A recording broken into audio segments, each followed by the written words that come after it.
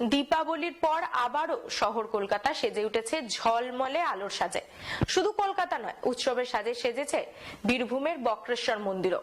পূর্ণ গরম জলে স্নান করে মন্দিরে পুজো দিচ্ছেন ভক্তরা।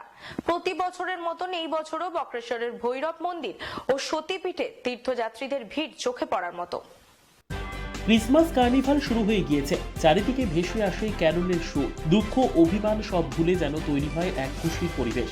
সোমবার 25শে ডিসেম্বর খ্রিস্টান সম্প্রদায়ের মানুষের সবচেয়ে বড় উৎসব বড়দিন। তবে এই উৎসবে জাতি, ধর্ম, বর্ণ নির্বিশেষে সকলেই সামিল হন। ডিসেম্বর মাসের প্রায় শুরু থেকেই ফেস্টিভ মুডে গা ভাসায় বিশ্ববাসী। ভারতীয় দীপাবলির পর বড়দিনের আগে ঝলমলে আলোয় সেজে ওঠে বাড়ি, অফিস থেকে শহরের অলিগলি। ক্রিসমাস ইভে চারিদিক থেকে ভেসে আসে ক্যারলের সুর।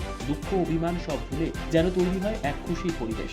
নানান সাজের পাশাপাশি বাহারি আলোকসজ্জায় সেজেছে অনুষ্ঠান প্রাঙ্গণ। এটি দারুণভাবে আকৃষ্ট হচ্ছেন মানুষ, বিশেষ করে সেলফি জোনগুলিতে চোখে পড়ার মতো ভিড়। ক্রিসমাস কার্নিভাল উপলক্ষে ড্রেনেজ ক্যানেল রোডস হয়েছে বাড়ির আলো মোড়কে। উৎসবের সাজে সেজেছে বীরভূমের বক্রেশ্বর। আজ অর্থাৎ 25শে ডিসেম্বর দেখা যায় সেই পুরনো গরম জলের উষ্ণ প্রস্রবণ। সেখানে ছেলে ও মেয়েদের জন্য পৃথক পৃথক গরম জলের ঘাট রয়েছে। সেখানে পুণ্য স্নান করে মন্দিরে গিয়ে পুজো দিচ্ছেন সকলে। বক্রেশ্বরে ভৈরব মন্দির ও সতীপীঠে প্রচুর তীর্থযাত্রীদের সমাগম লক্ষ্য করা যাচ্ছে প্রতি বছরের মতো এই বছরেও।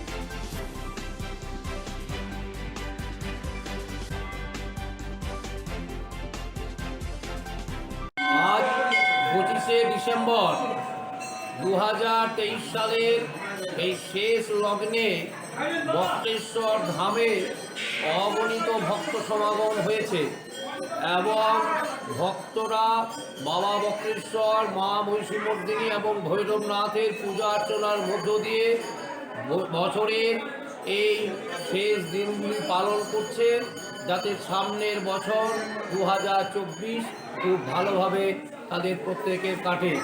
বাবা বক্রেশ্বরের অশেষ কৃপা তাদের প্রত্যেক ভক্তের উপর বর্ষিত হোক।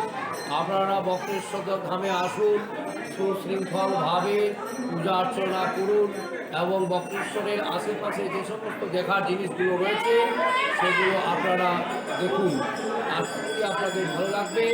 এটি একটি পুরাণ খ্যাত, সারা পৃথিবীর মধ্যে একটি অন্যতম একটি সতীপীঠ এবং উষ্ণ জলের অফুরন্ত ভাণ্ডার।